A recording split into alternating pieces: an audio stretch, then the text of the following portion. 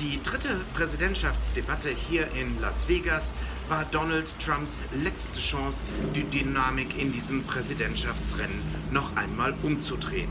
Dafür hätte er Hillary Clintons Glaubwürdigkeit mit den WikiLeaks-E-Mails angreifen müssen oder hätte den Anstieg der Obamacare-Gesundheitsprämien zum Thema machen können.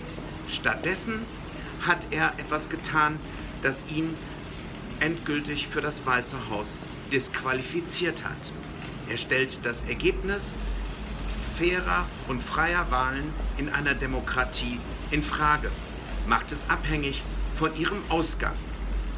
Seine Antwort auf die Frage des souveränen Moderators, ob er von vornherein vorbehaltlos das Ergebnis als legitim anerkennen werde, verneinte Trump. Er werde sich dazu äußern, wenn die Zeit gekommen sei. Damit hat seine Stunde geschlagen. Es ist die letzte. Die Wähler in Amerika werden ihm auf diesem Weg am 8. November gewiss nicht folgen.